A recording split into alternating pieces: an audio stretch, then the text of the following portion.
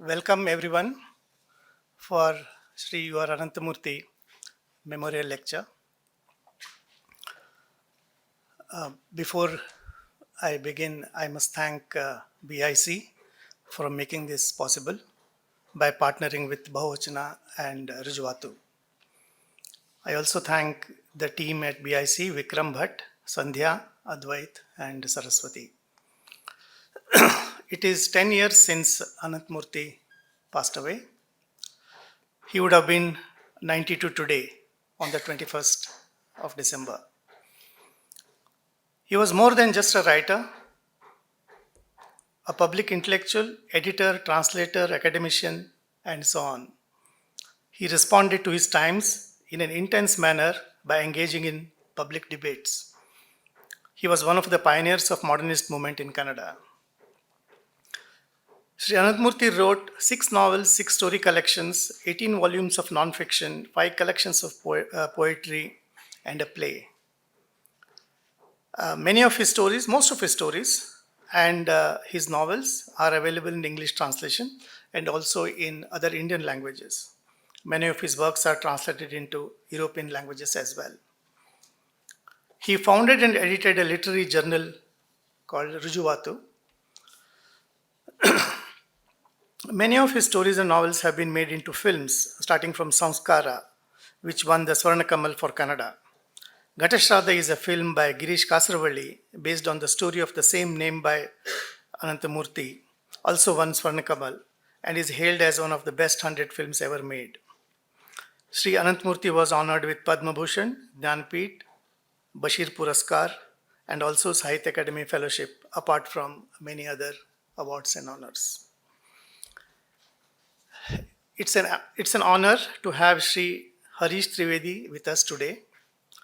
Ananthamurthy and Mr. Trivedi knew each other for a long time and have interacted on various occasions. And I know that Ananthamurthy was very fond of Harish Trivedi. Harish, a former professor of English at the University of Delhi, was a visiting professor at the universities of Chicago and London. He got his BA and MA from University of Allahabad and his PhD from the University of Wales, UK.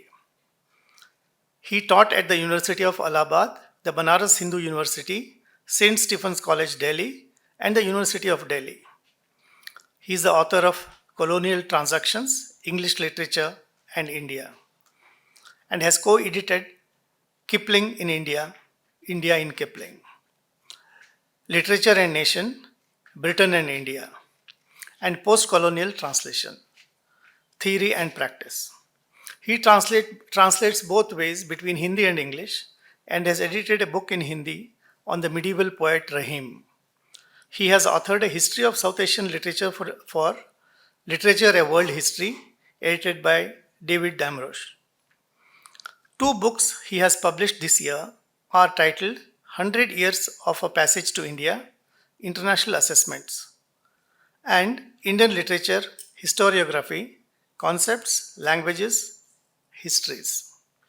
A warm welcome to you, Professor Harish Trivedi. I now request Mr. Trivedi to come up and deliver your Ananthamurthy Memorial Lecture for this year. It's a great privilege for me to be invited to deliver this lecture in the memory of my friend Ananthamurthy. I'll say a few things about him as a person and how we knew each other in a moment. Meanwhile, I must congratulate the organizers of this lecture series on the fact that this lecture series, as I said, has been going on for 10 years. It may not seem a long time, but a few minutes ago, in a conversation with Mrs. Ananthamurthy, I was saying that I've given a few memorial lectures in memory of other distinguished people, mainly writers, before. And I do not know, at least in North India, of any lecture series in memory of an author which has lasted 10 years.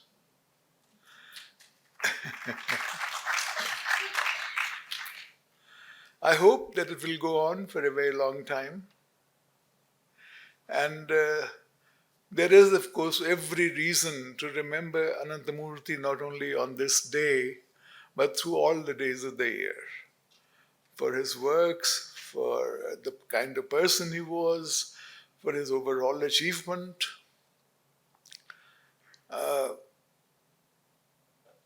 I first knew Ananthamurthy, I think, in the 1980s, when what used to be called the Nehru Memorial Museum and Library, and which is now called the Prime Minister, not memorial anymore, some of them are living, and some of them will live on later, the museum and library. There was an enlightened historian there who decided that, Ravinder Kumar, who decided that it was not enough for, who switched off this light?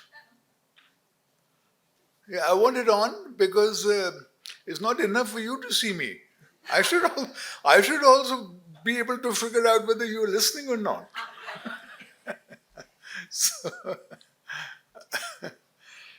a dark auditorium is a frightening place. It's a bit like Zoom, speaking in the void. So Ananthamurthy was one of the persons from literature who was invited. Ravinder Kumar wanted history and literature both to be represented in their 4-day, 5-day conferences. And he invited, I think, 5 or 6 us literature professors to participate time and again in their deliberations. And that made a tremendous impact on me. For two disciplines to come together like this, the practitioners of those disciplines with their own kinds of papers and so on. So that's where I got to know Ananthamurthy first. And then, of course, we met time and again, and he used to come to Delhi. I was not such a frequent visitor here. I went to Dhanya Loka very often, passing via here.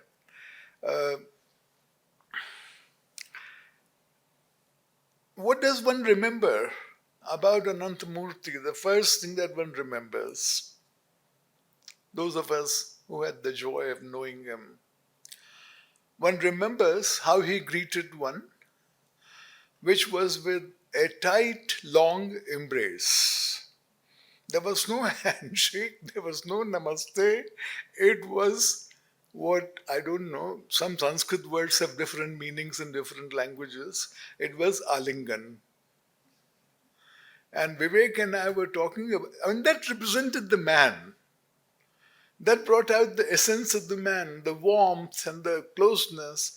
And Vivek and I were talking about it a couple of years ago, how tight the embrace was and how long it lasted depended on several factors.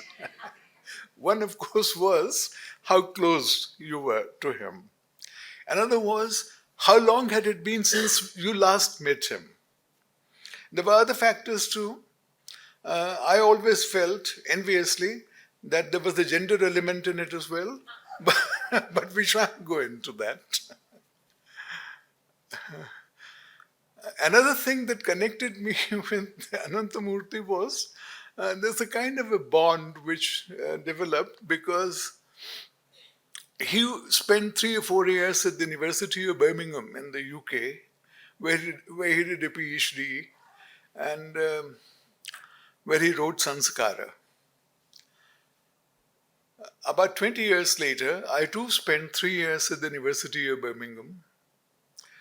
So there is a kind of a remembrance of the same people, some of the same people, the same places, especially in a foreign land.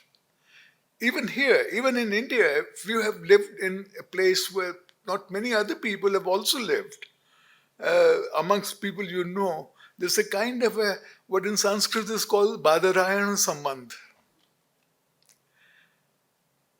which is I see that in front of your house there is a plum tree. 1,000 miles away where I live, in front of my house, there is also a plum tree. So our being in Birmingham together, it was a bit better than that. We knew some of the same people like David Lodge, Malcolm Bradbury, whom I knew later, James Boulton, and so on. But that's incidental. His works, his generosity, his spontaneity. I thought, a day will come, as I said, when people who did not know Ananthamurthy personally will come and give this lecture. I hope. But while some of us who knew him are here, let me know, talking about Ananthamurthy and talking about anecdotes, incidents about him in Bangalore is like carrying coals to Newcastle. There are so many of you who knew him extremely well every day, met him every week or something. But I narrate these episodes because there is a moral in these tales. There's a larger point that I'm trying to make through each one of these episodes that I'll briefly mention to you. Somehow it all clusters around 1993-94, except some other later incidents. In 1993, he became the president of the Sahitya Akademi. That's a wonderful time. What had he not been? He was the kind of writer who was tailor-made, people thought, people who make these appointments, for roles that were enabling to others also in the field. He was the chairman of the National Book Trust. He was the president of the Sahitya Akademi. He was the director of the Film and Television Institute for 3 terms. He was the vice chancellor of 2 or 3 universities.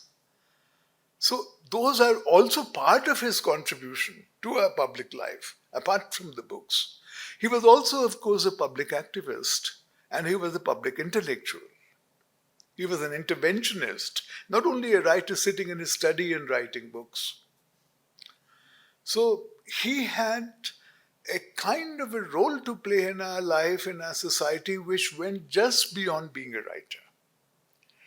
Now, in 1993, he was elected, as one of the few posts to which he was elected, by a group, something that's called the General Council, which comprises writers from all the languages of India, who themselves have been elected to come there.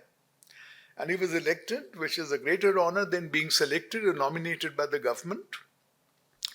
And the first time I met him in his office, shortly afterwards, he said, "Harish, now I'm going to have a deep lasting regret for the rest of my life." And I said, "What?" And he said, "Now I can never win the Sahitya Akademi Award." That's the kind of perspective he had, the sense of humor that he had. Among the many, many awards that he did win, some of which Vivek has mentioned, the Sahitya Akademi Award is not won because of this wonderful reason.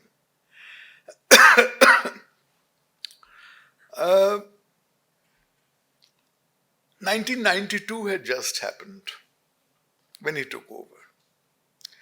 And because he played all these roles that I have enumerated before you, he thought the Sahitya Akademi should do something to awaken awareness, to protest. And then we talked about it many times. Another person whom he consulted very frequently was Shishir Kumar Das, the great historian of Indian literature. And he decided that we should hold a panel discussion in which Shishir Das and I and he will speak, and we'll all discuss a novel which defines the nation in a new, liberating kind of way. And the novel that he decided on the discussion was Gora by Tagore, in which at the end of the novel, as you recall, Gora says, all Indians are equal to me. I abandon all restrictions that were prevalent. The novel was published in 1910. Everybody's water is my water. I will drink it. Everybody's food is my food, and so on. No distinctions. So he chose that novel, and we all spoke on it. And afterwards, we went to his office, and he was very annoyed with me. These are the incidents one recalls, even more than his being happy with me. Because there is real deep engagement. Because I had said this novel, Gora says all that at the end, but Gora is a white man who throughout the novel is taken to be an Indian. And at the end, after he said all this, that is revealed, so it's a novel which depends on a trick of the plot.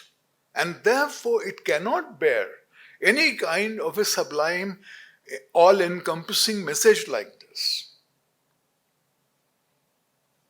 What I wish to point out here is, who am I and who was Ananthamurthy? The gap was so tremendous in every which way. But he would listen, and he would argue, and he would present his case, and he'll try and refute your case. That's part of the greatness of truly great people, that they meet you on the level, and they listen to you, and they engage with you. I will not go into which novel I suggested instead. I said that, the only novel that will heal, that will awaken people to a new kind of consciousness of what's going on at Babri Masjid, what happened there, would be a novel in which the differences between the Hindus and the Muslims are openly stated, nakedly and brutally stated, and yet artistically resolved at the end. There are not too many novelists who do that. We are all squeamish about that problem. I don't know many novels which did that, but I suggested one by Rahi Masoom Raza. No, I shan't go into it. There's a lot more to say. In 1993 or 94, he did another thing as the president of the Sahitya Akademi. There is a Sahityotsav, the annual festival of letters that is held in Delhi in March, now a little earlier, every year. That's their biggest event. And Ananthamurthy is held every year in Delhi, where the head office is of the Sahitya Akademi. Ananthamurthy decided to bring that festival to Bangalore. He faced a lot of criticism. People said it's not practicable, it can't be done, and so on. I remember one person even saying to him, "You're going to be like Muhammad bin Tughlaq, moving the capital to the south, to the center." But he went ahead. Once he decided to do these things, he'd go ahead and do them. And we all came here as a magnificent venue, the town hall. And there were crowds, and there was a book mela, and there were all kinds of ancillary events, and who was not here? If Ananthamurthy invites you, how could you not be here? And I was what in Hindi is called a labharthi of government schemes, the doles that are given out, all kinds of subsidies. I was a major labharthi of that. In Delhi, where I've lived, I had lived then quite a few years. I've lived all my life, for the last 50 years. Nobody takes any notice of me. But I came here and people began taking notice in a way that only can happen in a very literary city. In a city imbued with the sense and value of literature. And I found that not only, there were people meeting me and talking to me all the time, with very keen interest, but I achieved the summit of my fame all those years ago, 1994, when I was walking into the auditorium and I overheard two young persons saying to each other, "Oh, we must go and listen to Harish Trivedi." I mean, who was I? But then the Deccan Herald came. And the Deccan Herald interviewed me, and the Deccan Herald interviewed Ejaz Ahmed, two persons. And I thought, okay, interview, fine, small thing somewhere. The whole front page of the magazine and part of the next page, and many photographs. And Ejaz Ahmed and I had a bit of we knew each other already. We had a bit of a joke about it. We were asked to go out for a photo shoot.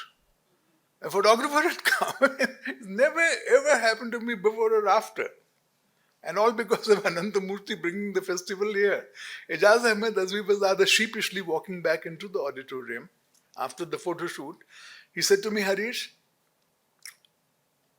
I know you're more handsome, but let's see who comes out more photogenic. So the kind of things that Ananthamurthy facilitated, this is part of it. And he was equally full of regard and affection for authors of every shade, irrespective of his own strong political convictions in the matter.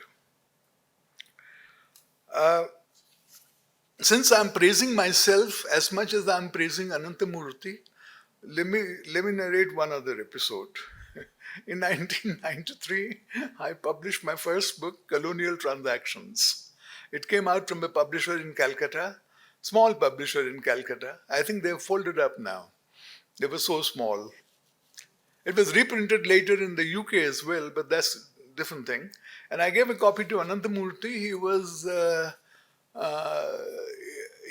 he used to come to Delhi for Sahitya Akademi affairs, but he was a visiting professor at the JNU for one semester. And one day he phoned me and he said, Harish, I've read your book. And he said, come and have a look at my copy. I said, why? He said, come and count the places where I have written rogue, rascal. That's what he said. That's his way of showing that he had enjoyed reading the book. And then he went on saying good things about it. And then he paused and then he said, Harish, I think you're the best critic in India.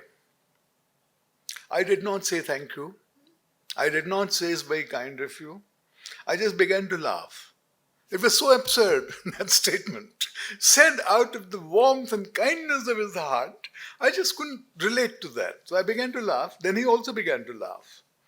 And he said, he knew that I was not going to accept that. So he said, there is also D.R. Nagaraj, but his English is not so good. I loved that. So I said, I'd never heard of Nagaraj. So I said, who's this Nagaraj? Give me his address and I'll come and I'll shoot him. And then without doubt, I will be the best critic in India. Ram Guha, when Nagaraj passed away much too quickly, he wrote an article narrating this episode. And in the Hindu, I think. And then I wrote an article a couple of weeks later called Looking for Nagaraj.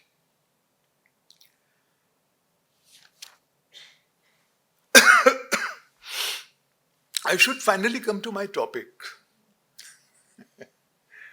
How not to write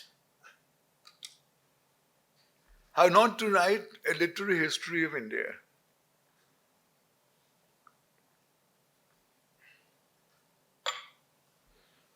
I've chosen to talk about it because I've already written a literary history of India.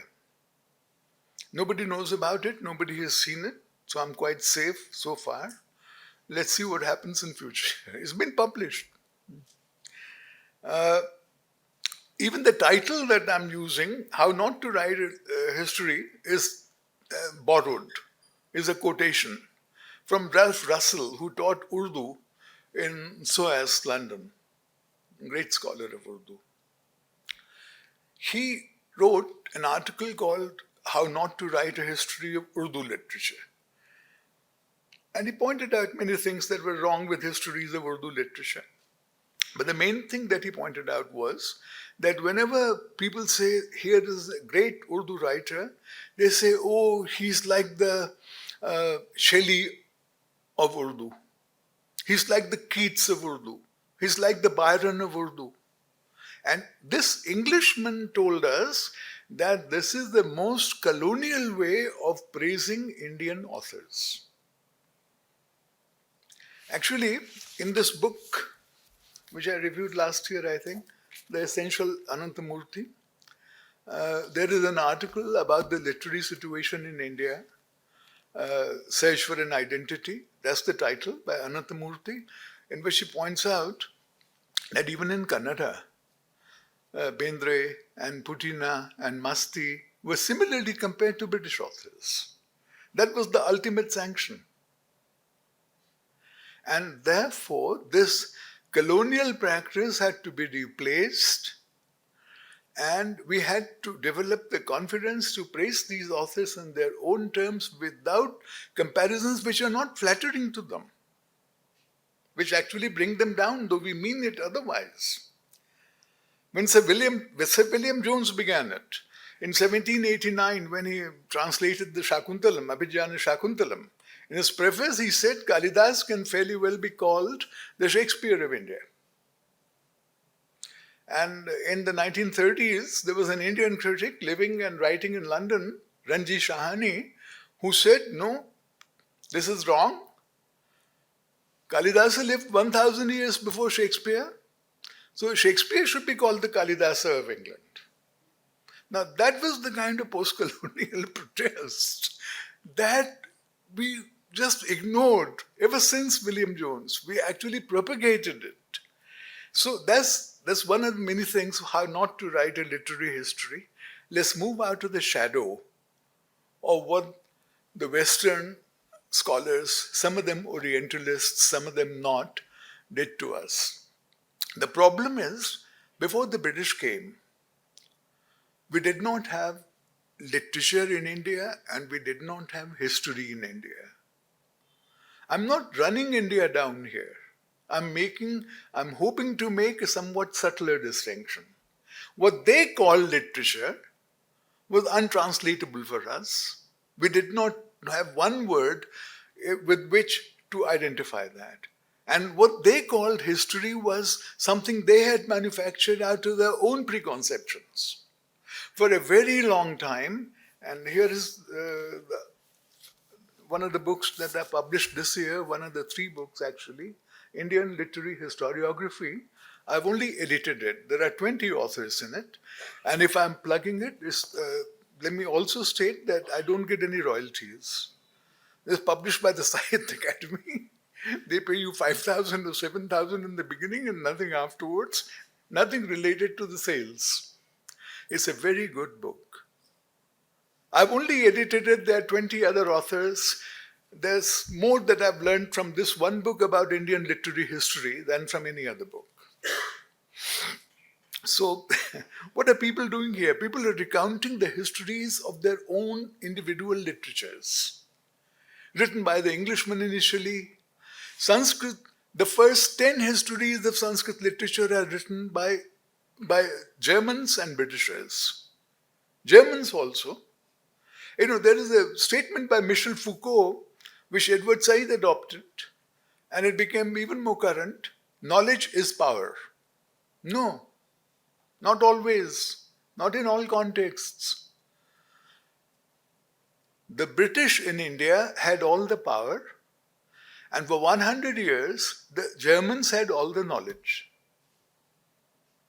The way they studied India and Indian literature and culture was unparalleled. So, there is a kind of disinterested interest also, nothing to do with power politics, which the Germans practiced, and they are the ones who have written all the early histories of Indian literature, from Weber in the 1850s to Winternitz towards the end of that century and later on. Winternitz is still supposed to be gold standard for a study of Indian literature. What did they do though? All of them thought that Sanskrit literature was Indian literature. They did not pay any heed to any other literature of the country. The two were synonymous for them. And it's not only Orientalism, it's something else. come to understand it only lately, because then, when these people were writing, the only literature that was studied all over Europe and even in Britain in the universities was what they call the classics, only Greek and Latin. So that was the mindset through which they thought that the only literature worth studying, worth writing about, was old classical literature. That's one of the reasons. So there's again a bias that needs to be corrected. And their idea of literature, I mean, just one example, they said in Sanskrit there is kavya, which is highly artificial, highly elevated, nothing to do with real life, rhetorical, too much rhetoric, too much alankara, and so on. When I say that we didn't have a word for what they call literature, this is what I mean. Kavya in Sanskrit means all kinds of writing, including prose, gadya kavya, we say. So, as is pointed out by Radha Vallabh Tripathi in the chapter on Sanskrit in this book that I've edited, Indian Literary Historiography, they did two or three things. They reduced the antiquity of Sanskrit literature.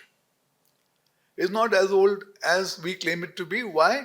Because Greek literature must be seen to be older. There's always that kind of implicit competitiveness in these matters. They have sworn by Greek literature all their lives throughout the 2000 years of that Western civilization, and now they don't want to be upstaged. Number two, they did not have the same generic variety that Sanskrit has. So they reduce and collapse the many genres of literature that Sanskrit had. And of course, there are many other instances where they simply misunderstand or misrepresent. About history, there is another problem.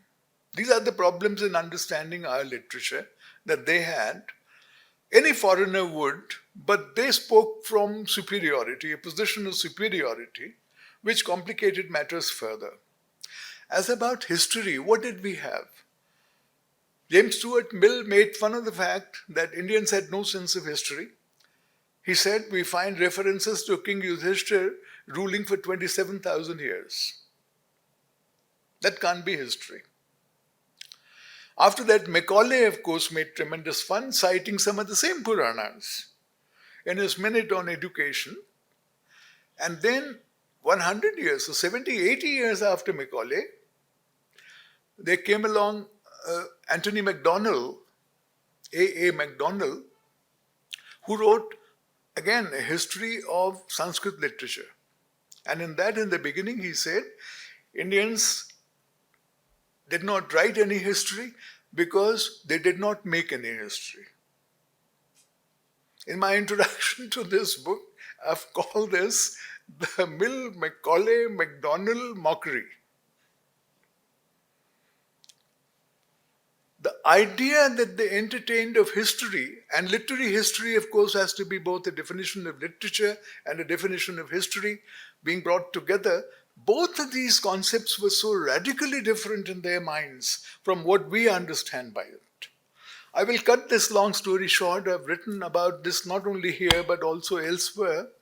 Now, even Indian critics of a certain persuasion who used to dismiss the Puranas, dismiss Ramayana and Mahabharata both as not being itihasa, though one of them is called itihasa traditionally in Mahabharata, who did not consider these as any kind of reliable narrative. They have come round. One example, person I know, person I have high regard for, Rumila Thapar. In a late book called The Past Before Us, she has now acknowledged that there have been two kinds of history. one that we can derive from the Puranas, which have Vanshavalis which are impossible, which have reigns of kings that are impossible, but they do tell us something which is historically useful. She has acknowledged that the Puranas and the Mahakavyas, the epics, also have history. And of course, literature has history. Mudra Rakshas, for example. And she says there are two kinds of history, and it's a major advance from that school of of historians. The two kinds of history, and one is externalized, embodied history, her phrase, and the other is implicit, embedded history. And in literature, in the Puranas, and including the Mahakavyas, we have embedded history. Historical accounts written as history are one kind of historical account, and they are embodied history that you can see to be history. So there are many of these considerations to keep in mind. I shall now quote a little passage from somebody who has earned a totally different kind of reputation in India. Not all of it to her own liking. Wendy Doniger. Wendy Doniger, in the book which created some problems for her, An Alternative History of the Hindus, she says, this book, and they're still going on with it, this book attempts to set the narrative of religion within the narrative of history as a linga is set in a yoni. You're going to have problems if you write like this. You are asking for it. And I think she does from time to time. I knew Wendy, I taught in Chicago, as was mentioned, and Wendy Doniger has taught all her life in Chicago. And she's a South Asianist, and I was in that department. But there is a kind of a compulsive tick that she has.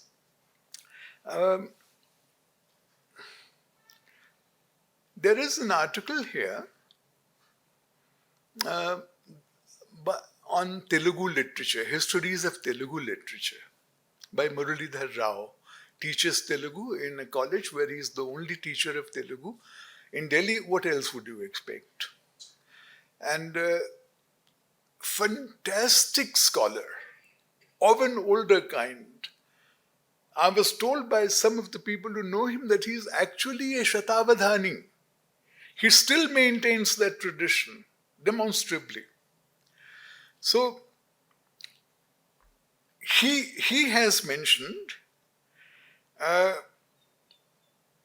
in his consideration of Telugu literature that we have something called avatarika. It may be new to many of you. It was new to me when I read his draft. Avatarika is not literary history, but many writers, and even in Telugu, not only Sanskrit, they mention major predecessors that have written already. That is a sense of living history that they present, not chronology, not writers whom you don't care for, which are also part of history, but the writers who made you a writer. So there is an avatarika in the beginning, not like the colophon in Western works at the end. That is our history.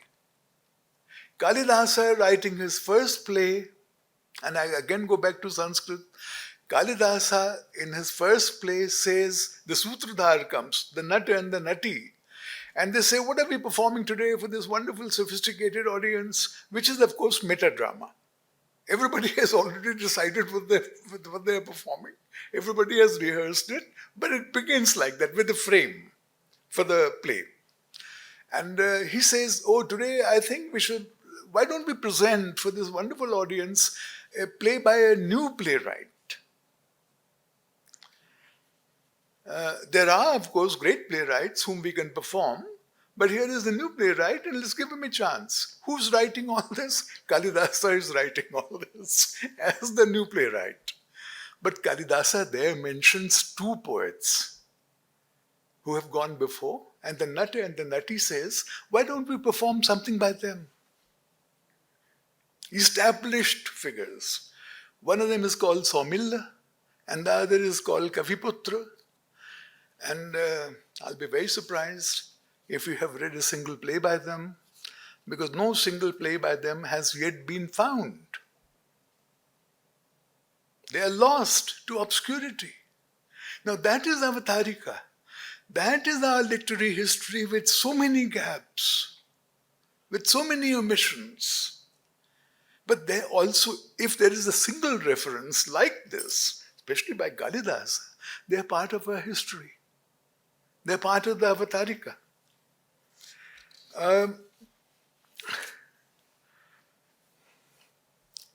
Is it already 2 hours?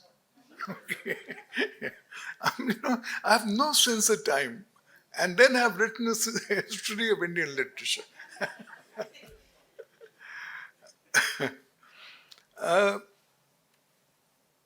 Let me mention one or two other points. Ramanujan made a wonderful distinction. It doesn't hold all the time, but he at least coined a phrase which nobody can forget who has once read it. Father languages and mother languages. The 3 father languages of India are Sanskrit, Persian, and English. They're right at the top. They're pan-Indian, or they were pan-Indian, and below are the mother tongues. It's not that they are below in hierarchy, but the status given to them traditionally has been below. I think a slight modification is needed. I do not propose to overvalue Sanskrit or overvalue English, but I think we have 2.5 father tongues. The influence of Persian was not that great.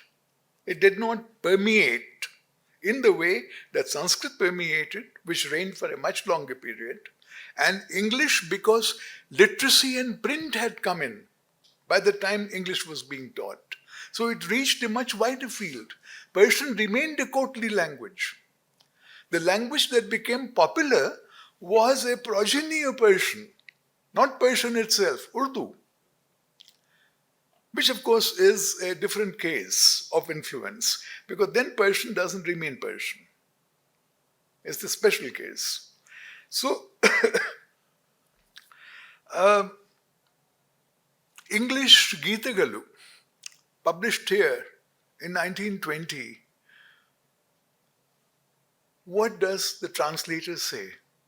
He says, in Kannada, let us now desist from following Sanskrit models and let us try and see English literature in the place of Sanskrit literature and enter modernity.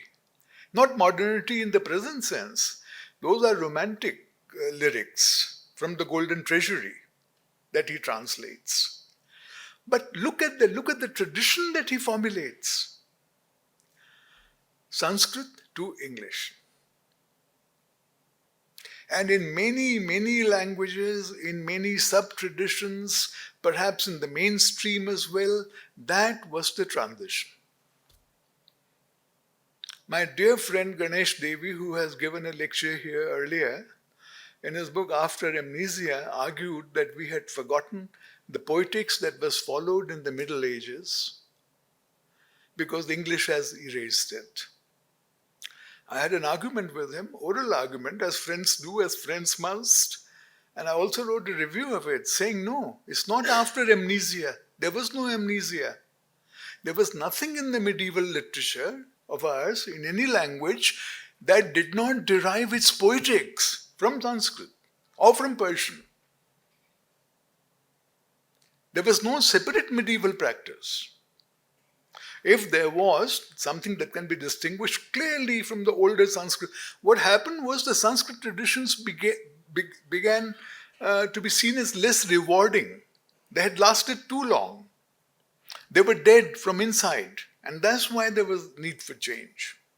So there are some of these, many questions to be taken into account when one begins to think about Indian literature. I'll give one example which illustrates many of these issues. This will show the importance of Persian. Don't think I'm negating it. Premchand. Premchand is one of those iconic figures. When his birth centenary was being celebrated in 1980, I went to the Sahitya Akademi big show in Delhi. Umashankar Joshi, the Gujarati poet, was the chairman of the Sahitya Akademi, and he said, Premchand is among the Panch Devata of modern Indian literature. That's where he placed him. Now let's look at Premchand and the literary representation, the literary tradition that he represents, and the cross currents that are reflected in him personally and also in our larger literary life on a bigger scale. He was born a caste.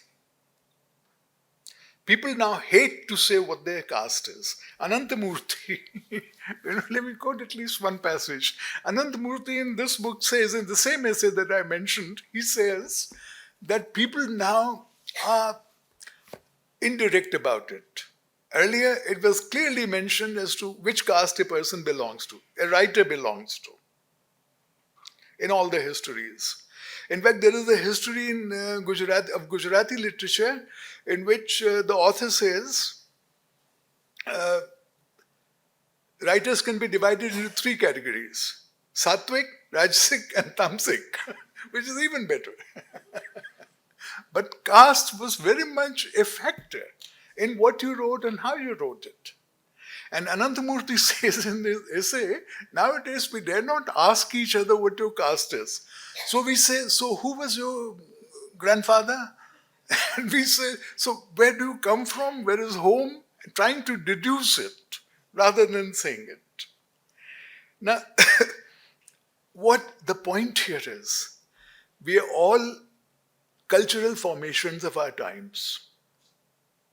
Our own consciousness of it and other people's awareness of it differs from age to age, but there are some things that are very difficult to erase and eradicate, and their importance must be recognized.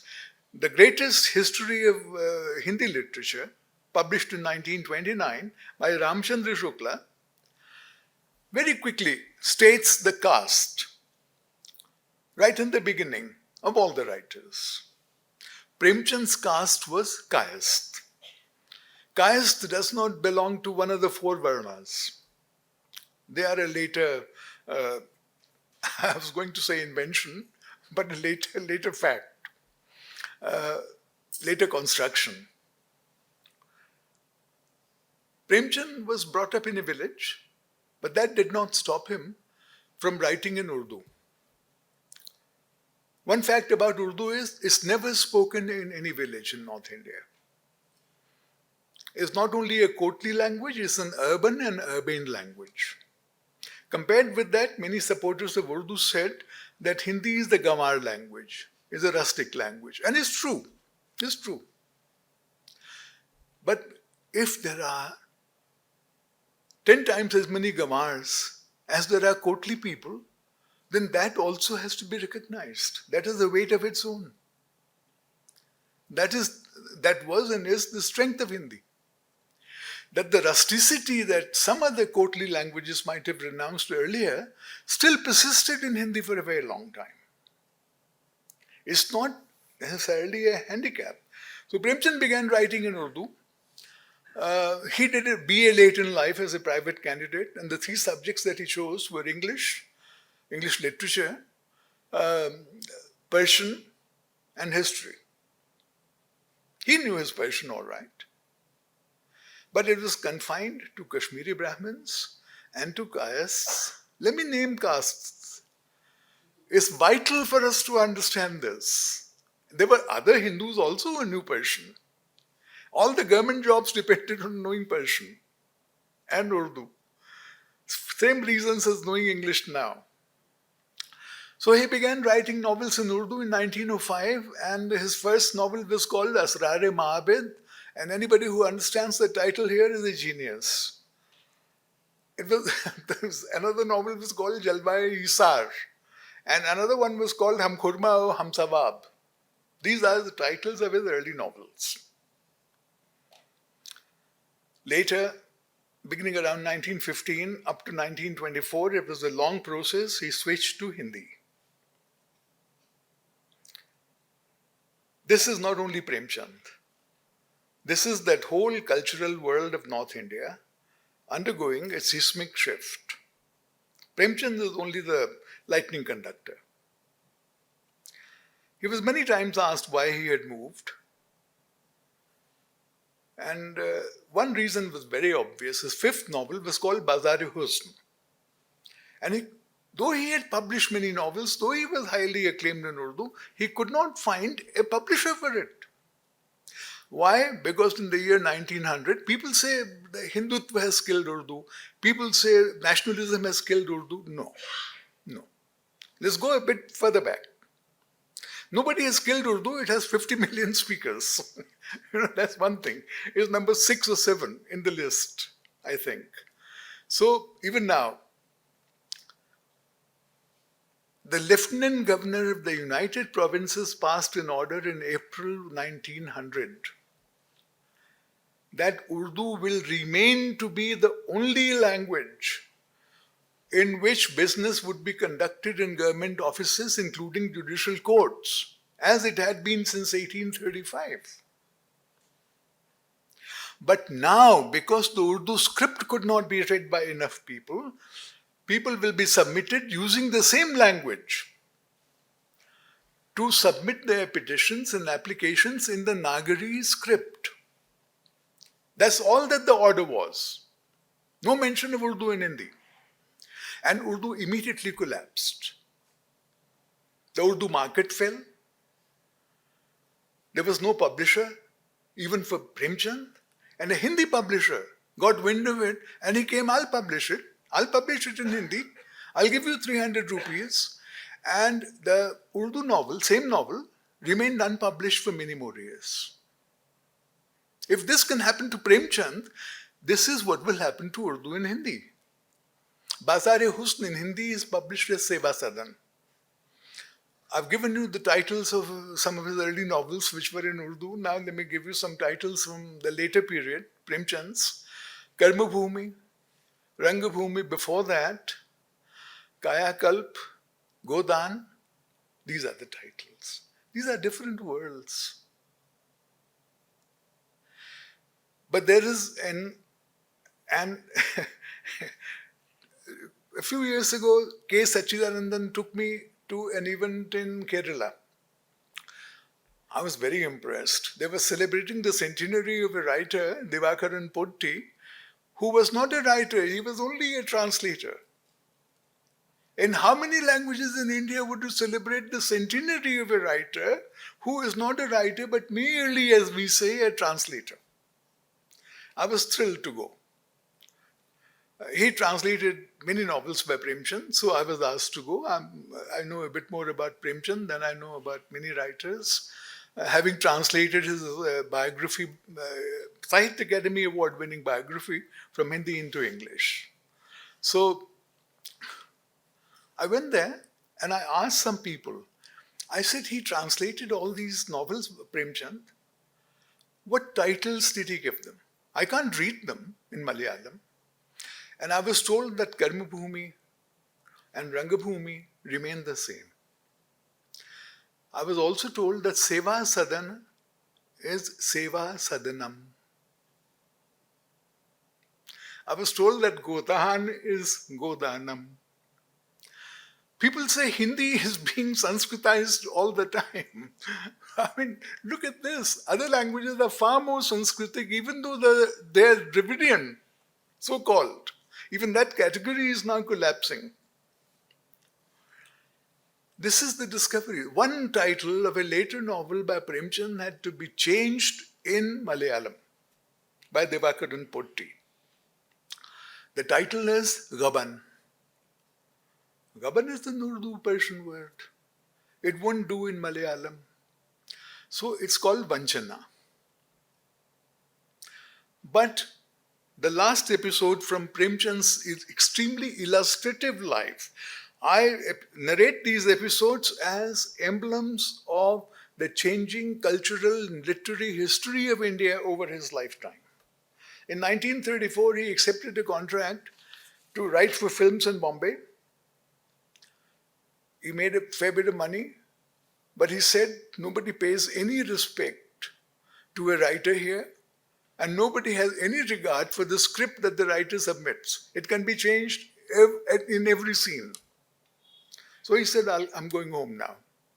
Before he went home, he'd never been as far south as Bombay. Now we take for granted people traveling all over the place, all over the globe.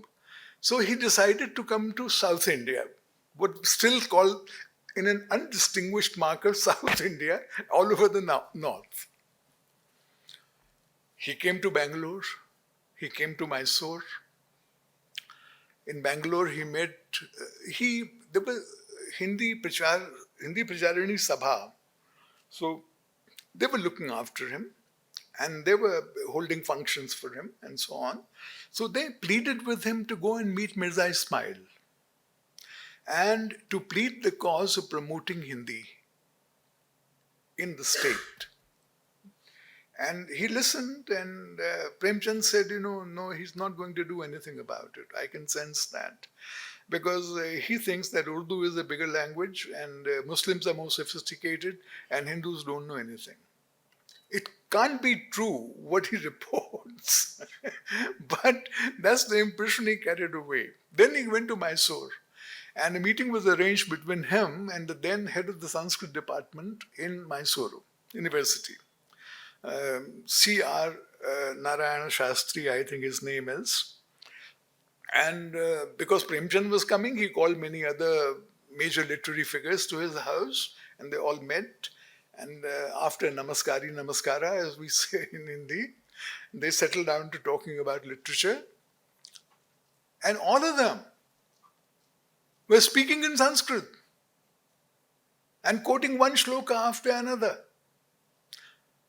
As Amrit Ray's youngest son of Premchand wrote in his biography, which I mentioned, Premchand ki to Sanskrit se bhent nahi hui thi. He'd never met Sanskrit. So he was totally bewildered, he was shocked out of his mind, and he said, Khuda khuda karte to bahar nikle. He ran for his life from that. This is happening in 1934, here in Karnataka. And Premchand had no idea. So there are many, if one decides to write any kind of a narrative of Indian literature, these are some of the forces, some of the developments, some of the markers from our own times, from the 20th century, to say nothing of the earlier times. Now, how do I find a place to stop? Yeah, let me see. Let me move to the last part. 10, 15 more minutes? We need some time for Q&A then. Yeah. Well, I've had more time than I deserve, so I'll try and conclude now.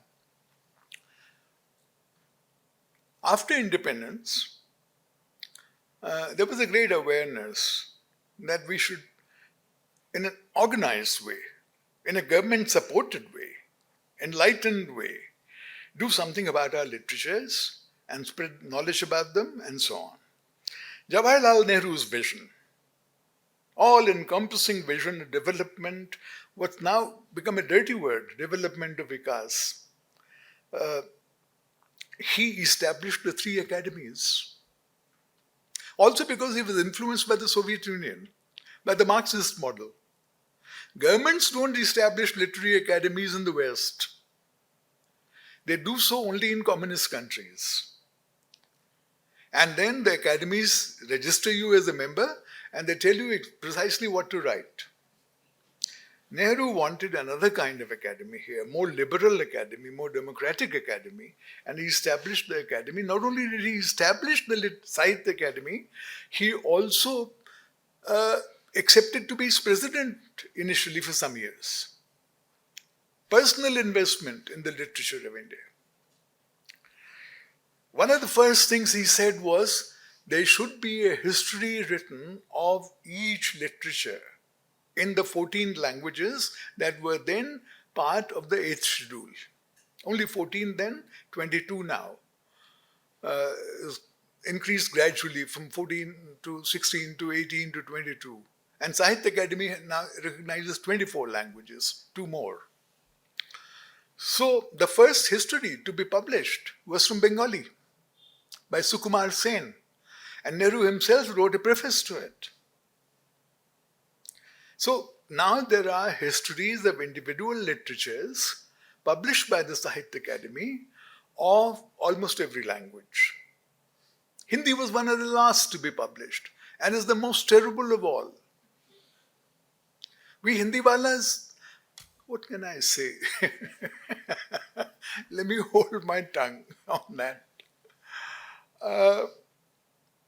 That is the Sahitya Akademi model. I have called it that. They don't call it that. Nobody else has called it that. The Sahitya Akademi model of writing literary history. But when it comes to writing a history of Indian literature, how do we proceed? Shall we still have separate compartments for each language? We had a volume for each language. No. There is an encyclopedia of Indian literature which solves the problem by going alphabetically. But there are anthologies of Indian literature, 10 volumes, huge anthologies, and they go by language. They go by region and language, and period, of course. All the histories that have been written of Indian literature that I know in the post-independence period follow the Sahitya Akademi pattern, the government pattern, if I may so call it, that each language gets equal space and they're arranged within a book in a non-controversial order, which is the Roman alphabet. Assamese, Bangla, and so on. Right at the end, Sanskrit, Tamil, Urdu. So that's the order. In the history that I wrote, I said, no, I'm not going to do any of that. And of course, if the Sahitya Akademi brings out a volume on any subject, then all the languages have to be represented. In this one, there are 20 languages. No, not even 20, 16 or 18 languages represented here, which is a very high figure. Because not for all books do you get the right material and the right writers. But this is a high representation. In most books it's like that. I said I'm going to do, even in this book, Indian Literary Historiography, I said I'm not going to follow the alphabetical order. I'm going to follow the chronological order so that some history is revealed. The oldest languages first and then the younger languages. And the officials at the Sahitya Akademi said, no, it can't be done.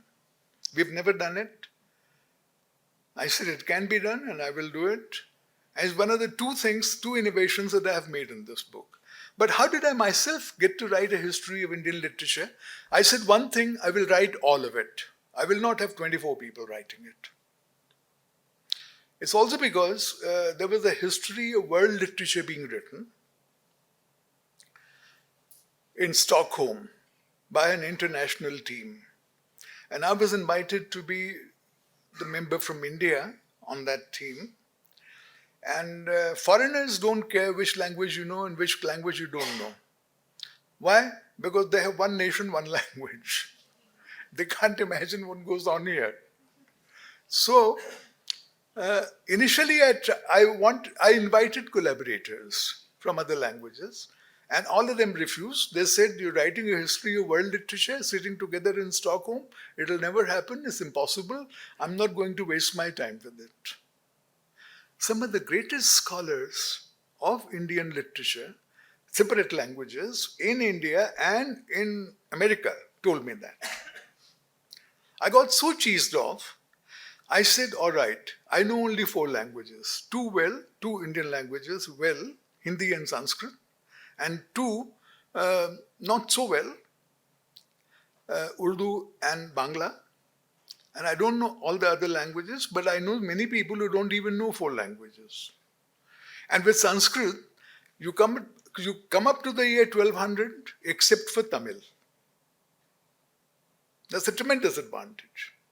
And I said, if I can bluff about 6 languages, why can't I bluff about 24 languages? There are many ways of writing a history.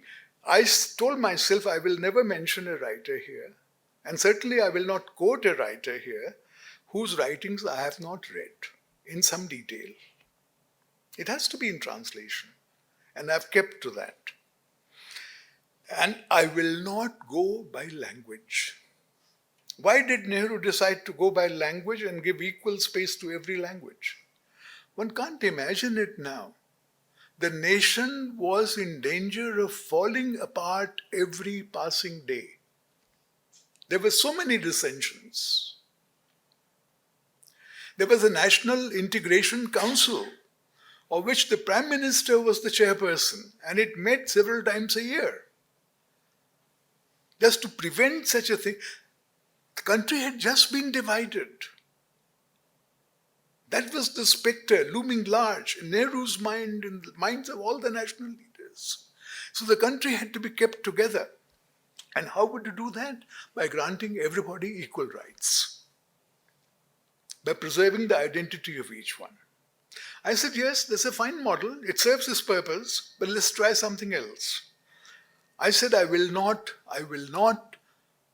go by languages. Shishir Kumar Das is the greatest historian of Indian literature. He wrote 3 volumes. He was my friend, my colleague at the University of Delhi, and for some years my neighbor in the university campus.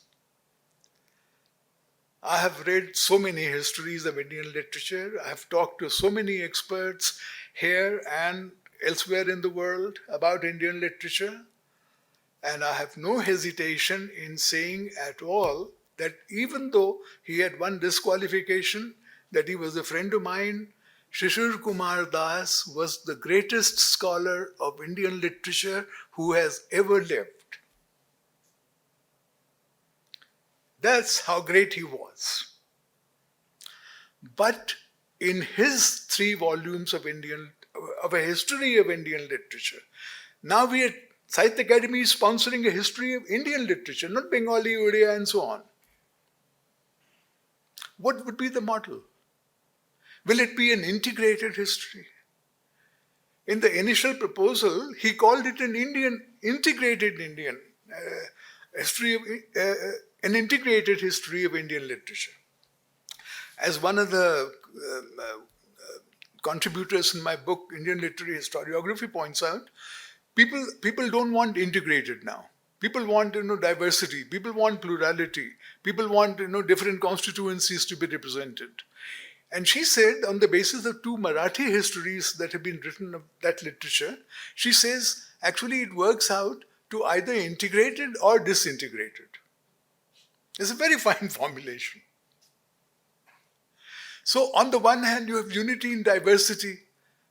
That was the formula for a very long time in everything, including literature. Radhakrishnan, ekam sat vipraha bahudha vadanti. We're talking about the truth in the Upanishads. Radhakrishnan is talking about literature. But the wonderful thing there is, vipraha bahudha vadanti. The truth is one, and it's not as if one person knows how to tell it, and all the others are fools. No. The wise people, each one of them describes it differently. That's the beauty of that mantra from the Upanishads. One truth can be told in so many different ways, unlike in many other traditions of the world. And that was sought to be applied to this. So I said, all right, what have I, in world literature, within that frame, if I write this, let me experiment. Let me move away from this. Let me just follow the flow of time. Let me follow innovation.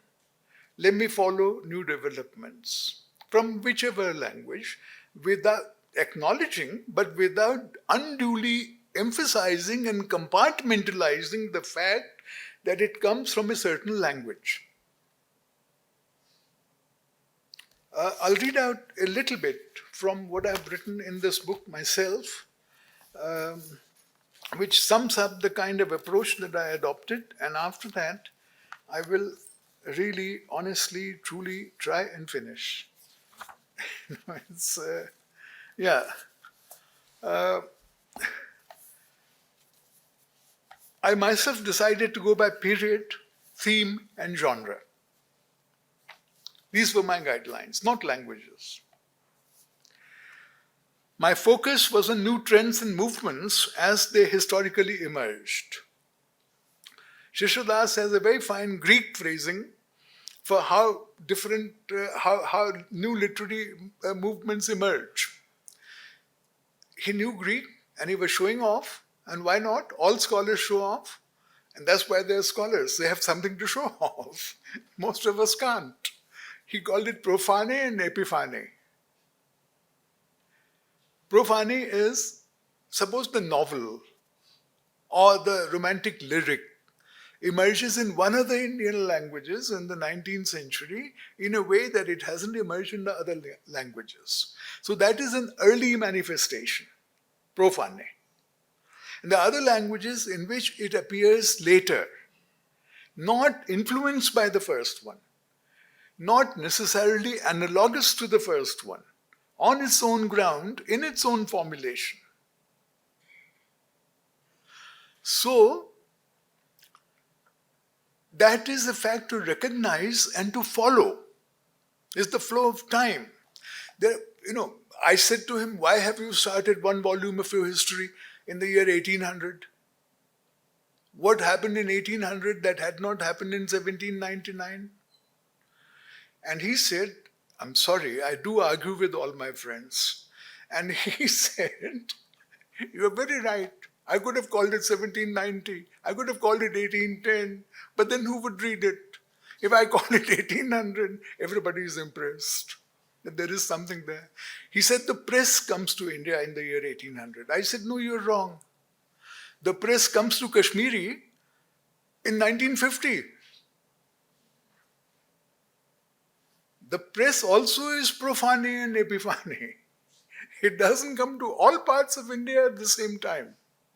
We know that. So unless we are frightened by this fact into not recognizing difference, we have to go with this. I did not think it necessary in my history. It's a very short history. It's about 250 pages. In the number of words, it is 107,000 words, 107,000. If you set it at 400 words per page, it's only about 250 pages. Shishradas had conceived of a history of Indian literature that will run to 10 volumes, each volume about 1,000 pages.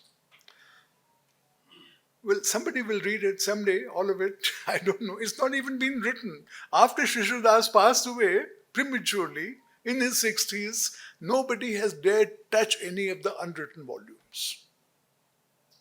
It's too big. It's too majestic. It's too magnificent. It's not for human use. So that also is a lesson. I was part of his team. I was part of 2 teams of writing histories of Indian literature. That's what emboldened me to set off on my own. Shishradas's team and Sheldon Pollock's team in Chicago.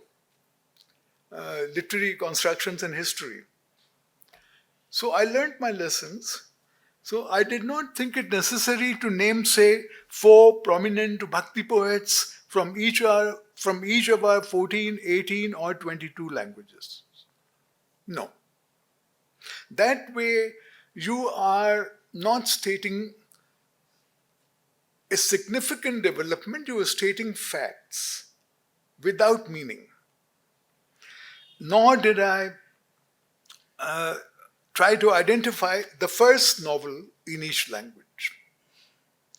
Instead, I chose to discuss the poets and novelists who stood out for some innovative, distinctive, and influential feature of their work without unduly underlining which language they came from.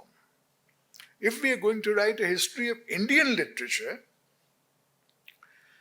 then, and if we keep sticking to the language of origin each time, we are not getting anywhere.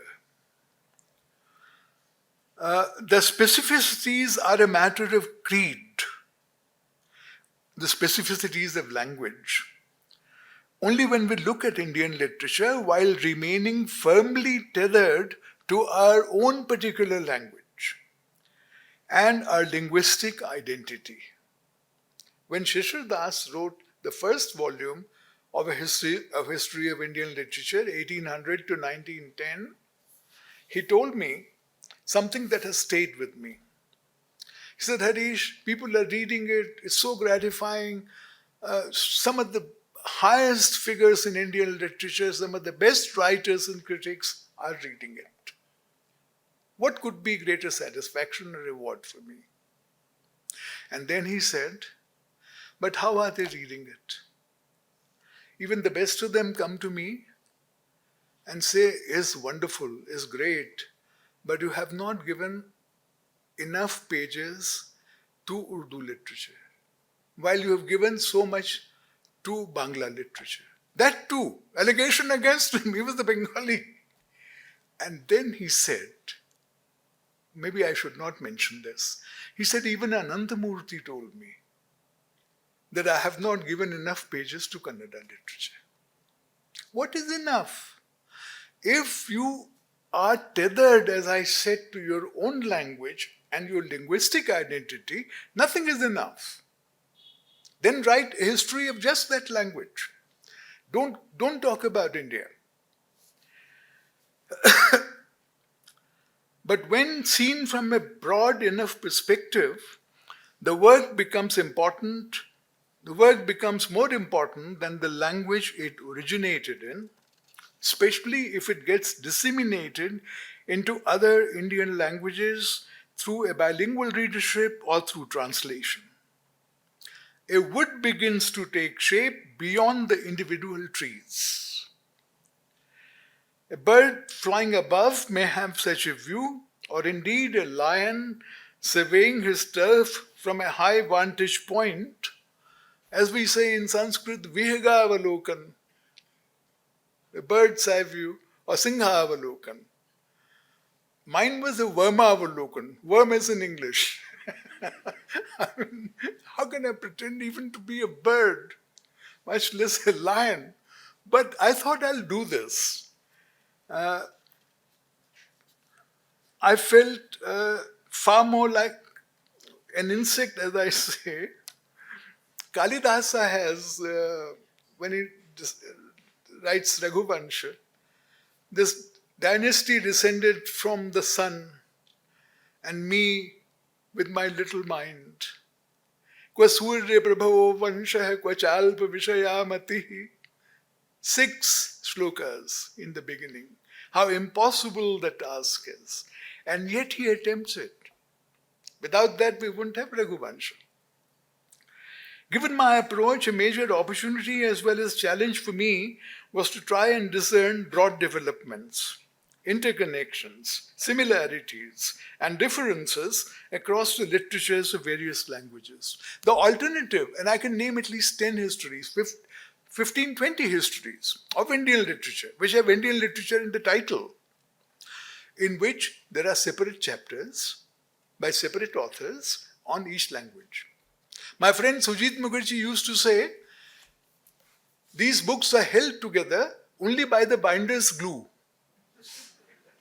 There's nothing else holding them together. So, I have very foolishly attempted a different model. And the wonderful thing is that nobody has read it. It was published 2.5 years ago. And so far, I'm safe. there are two things. Nobody can figure out easily how many pages I've given to which language, because I don't go by language. So that's one point of safety. Another is that this published in 4 volumes, part of each volume. The volumes were divided by chronology from the beginning to 200 AD, 200 AD to 1500 AD, 1500 to 1800, and 1800 to 2000. All the literatures of the world were divided like this, and in each volume, therefore, each macro region of the world, there were 6 macro regions that were devised, is represented. What I wish to do now is to consolidate these 4 different volumes, my contribution to these 4 different volumes, put them together, revise it in the light of what I've learned since I wrote those. 18 years that project took. And I had begun writing about my first article on Indian literature, and again Ananthamurthy and I talked about it, was published in 1993.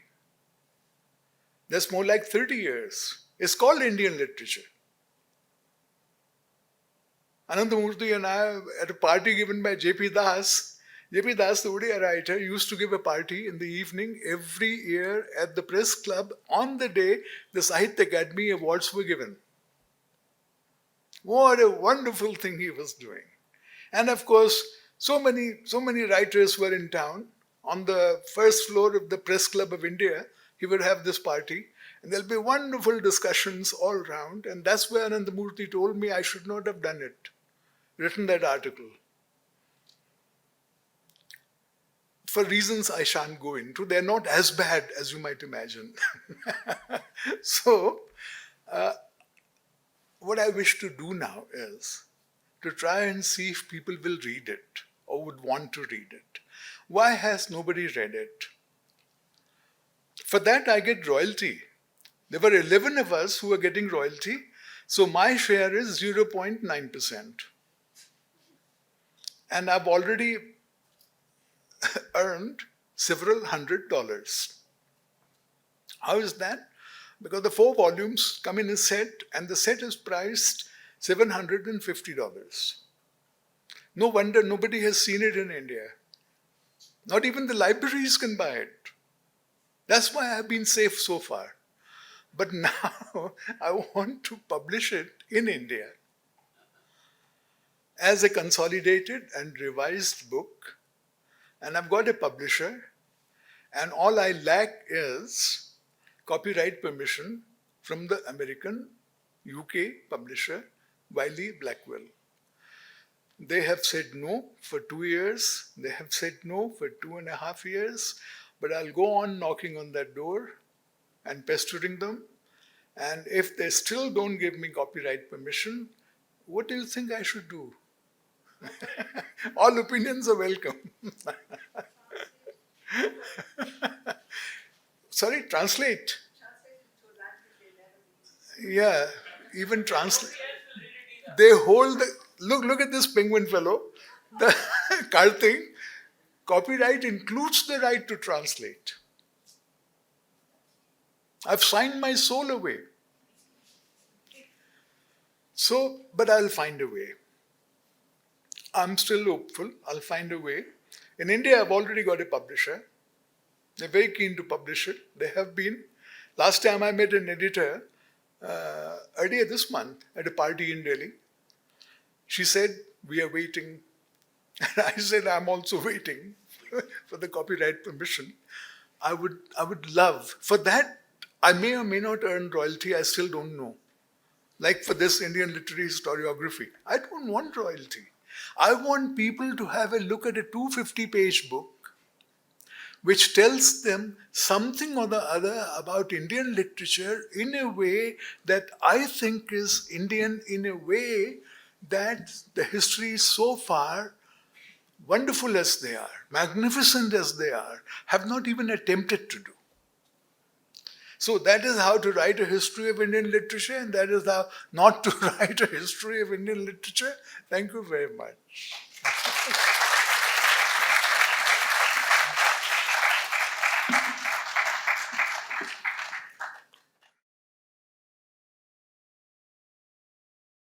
Okay, thank you so much for this lecture, sir. I just wanted to ask, so you said you have a way of selecting a few authors or themes which have come up with something new or some new ideas or something. Then I just wanted to understand what mechanism is the way you understand something as new. And so that is one part of the question. And Sorry, I didn't get that question. Are you saying that I had a team? no, no, no, no. You're saying that you have chosen writers or themes which are new in a particular context. Yeah, yeah. Instead of the language. So I'm asking what you consider as new and what is the mechanism Yeah, in which yeah. you conceptualize something as new from the other. Right. So that criteria I wanted to understand. And the another part is in case of themes, just to make a clarification, is it again based on ideologies such as something called as feminist literature, Dalit literature? Is it that also some part of it? That's it. Yeah, yeah. No, that's a very good. Both these are very good questions. The first one is finally, it depends on the writer. Finally, it depends on the critic. It depends on the person who perceives it. And it does not subjectively depend on me to spot what is new. Even though I say it, I bring to it at least 30 years of sustained study of Indian literature and having read all the important histories of Indian literature written so far. So it's not as subjective as it may initially seem. I have already forgotten your second question.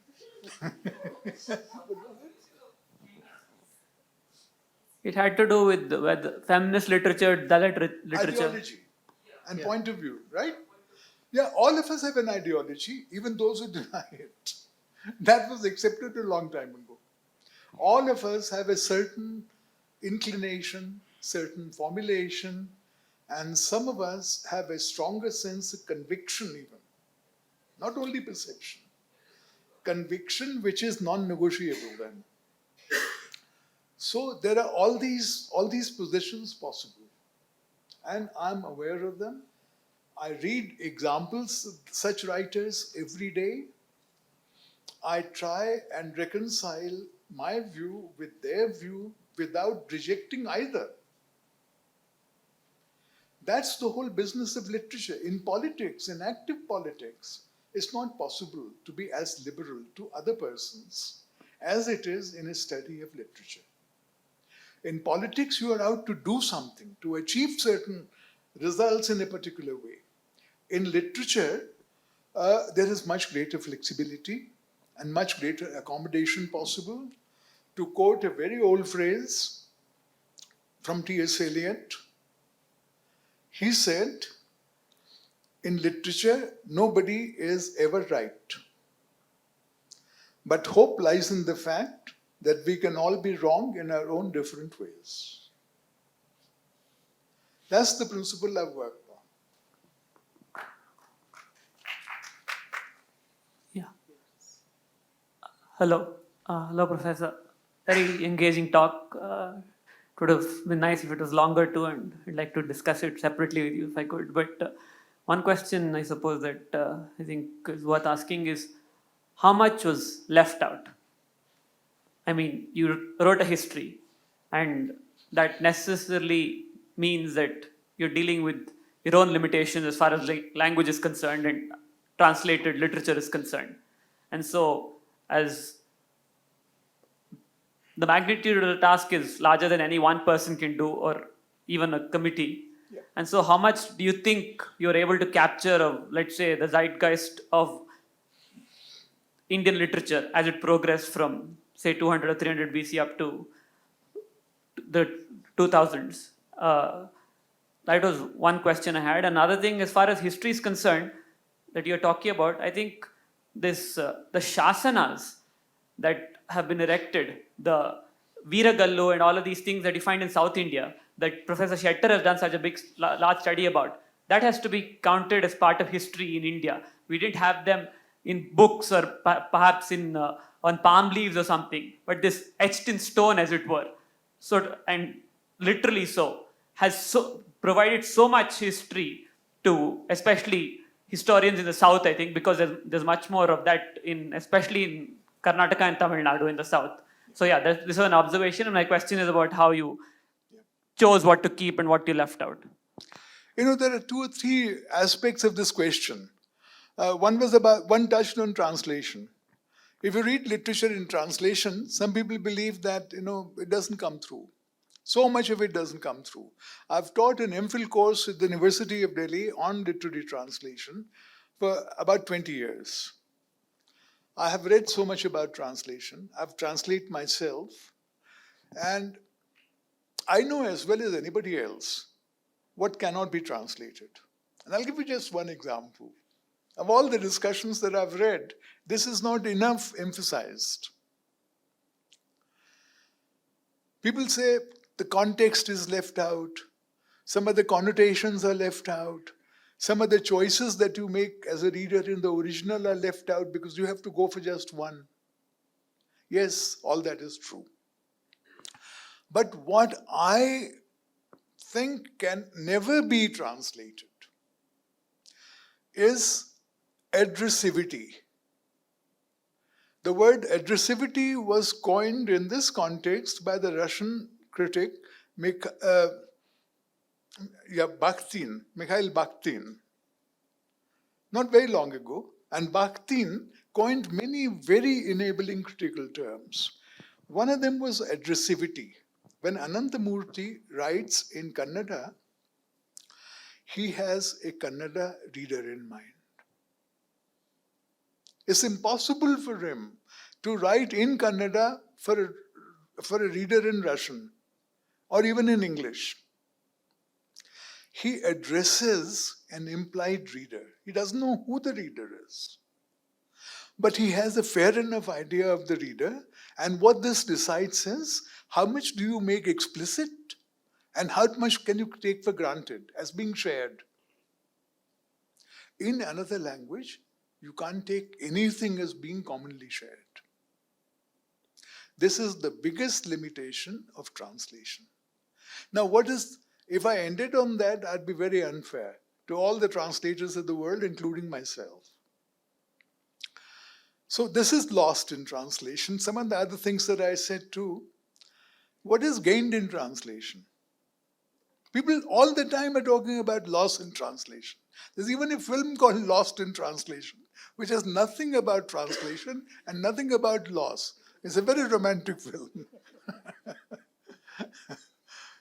But the phrase is the catchy phrase, which is what they were exploiting. What is gained in translation is you gain a whole new book that you would otherwise not have been able to read. So the balance sheet has 20 items on the negative side and 1 item on the positive side, and it outweighs all the negativities. I've forgotten your 5 other questions. How much have you lost out? How much have you kept out? How much have I kept out? In 250 pages, I have left out the whole world. Look at my project. If I wanted to capture everything, that's humanly impossible. Even Borges would have agreed. But look at Shishir Kumar Das. He planned a 10-volume history of Indian literature in 1,000 pages each. And he was accused of leaving out so much, even in the volumes, 2.5 volumes that he could complete. Completion and comprehensiveness are not my objectives at all and should not be that of any historian worth the name. Selectivity is the name of the game. And selectivity not in a partial way, in a sense of relative significance for one's own sensibility, the author's sensibility and judgment. If I were bothered about what I've left out, no, I'd leave it to somebody else to write 10 volumes on what I've left out. I'll be happy with my slim volume. My question wasn't so much about what you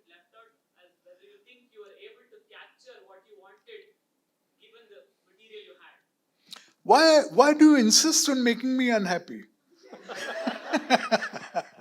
No, I'm not buying that. I'm not buying that. Of course, I've been able to capture it. You know, what you're telling me is that there's always something beyond what one has done. I'm telling you that what is left out in 250 books is much greater than what is left out in 10 volumes of 1,000 pages each. But perhaps just a possibility that because the 10 volumes, which have never been written, claim to include everything, therefore the sense of exclusion is even greater, and our discontent with those volumes. Yeah, there is one question there. Hello, sir. How much time do we have? Yeah, okay. Yeah, it was a wonderful lecture and I really enjoyed it. And as you mentioned in the beginning, that India hasn't been very great at documenting its history and literature. And when we read the literature, be it Abhigyan Shakuntalam or Mudra Rakshas, or even the Vedic shlokas, you can't really distinguish between mythology and history. As in, there is no King Vikramaditya who actually existed. And I recently read A.K. Ramanujan's retelling of Indian folk tales, in which he explicitly mentions that you can't really understand Indian literature unless you explore the oral traditions, since we base our focus more on orally transmitting them. And as you also mentioned that you are acquainted with nearly 4 languages out of all Indian languages, how did you... Not 400, 1600, let's make it 2000. The many, yeah, right. Yeah. Okay, yeah. How did you address the languages that you were not acquainted with in this history? I mean, how did you try to bring out their authenticity? Because in A.K. Ramanujan's work, he mentions that he clearly did field visits, and that is why such folktales came out as had it been published before. You know, how do I include what I have not included? This lies at the base of so many questions that are asked. I seem to have successfully scandalized most of you. It's not bad. You know, as I said, one recourse is translation. Another recourse is, and people don't admit it very quickly, another recourse is the critical discourse on that author by people who have read him in the original, but whose works are available in English or in Hindi. They don't exist in a vacuum. All these authors have been much talked about. They have been much written about. Now, my advantage is, if I give 300 words to Kabir, if you are being mechanical, counting words, then how many words do I give to Basavanna? How many words do I give to Tagore? No? There's one way of measuring these things. It's a false measure. If within a paragraph of 100 words I can tell you that there has been no poet like Basavanna, that is an achievement which a whole book on Bas and how he is so different, then that is worth a whole book on Basavanna, which you can read separately anyhow. But I can see that there's tremendous discomfort. And that's because you are lovers of literature. That's because you care for the kind of things that I'm talking about. And that's why you have valid notions of your own. I would want you to go away thinking about writing a history of literature, Indian literature, of your own, in however many pages and volumes you want to write it. Some of you are young enough to write millions of words. And more importantly, what would be your criteria? If not this, then what? My decision to write it single-handedly arose out of my dissatisfaction with chapters held together by glue. My decision not to go by language arose out of my dissatisfaction with terrible linguistic chauvinism, even on the part of some of the most enlightened minds in our age. Let's try something else. Let's try and do it differently. That was my attempt. And I hope there'll be many more attempts like this. I